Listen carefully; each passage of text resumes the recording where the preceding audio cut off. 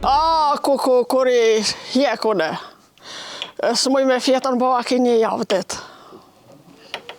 Shumë e lidhën me to. Shumë. Po tash a mendon me shtu numre? Ta këshyri si mbas forcave që Unë i po kam. që na kur po folim je pak emocionume. Emocionohesh shumë kur flet për lopët apo thjesht ndoshta ka diçka që ty të brengos?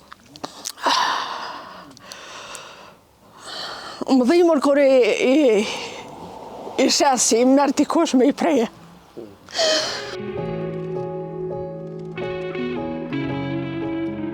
Ajo jeton e vetme, nuk është nën, nuk ka fëmijë. Heshtja e shtëpisë shpesh flet më shumë se fjalët.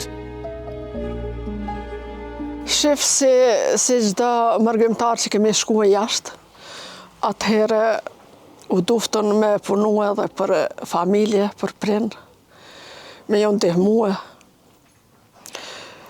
Megjithse edhe ata kanë punue, nuk janë kanë që s'janë kanë punëtor.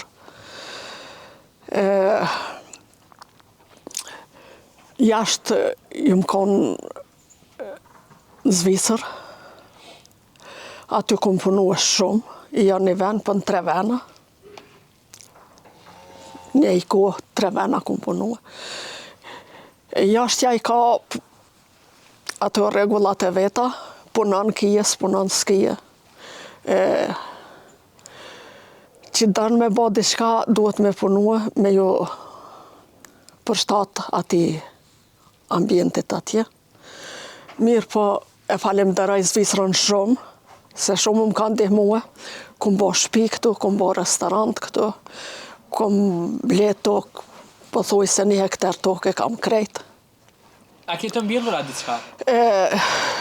Në 70 janë me bari Për lopë. për lopë. Tjetrit është këtu rreth shtëpie. Këta e kullosëm të shtu. Po për shëndetin e lopëve ç'është kujdesesh? E ke dëkënd veterinarin që kujdeset me E kam veterinarin këtu, këtë kryesorin në Prishtinë që është për Rajemnin. Okej. A ndodh më smu shpesh lopët? A së mu? Jo, nuk më smun aq shpesh. Një vjetë mu ka smu që tu veç i vogël, edhe temperaturë patë shumë. Mirë po, i kaloj, nuk më smun shumë.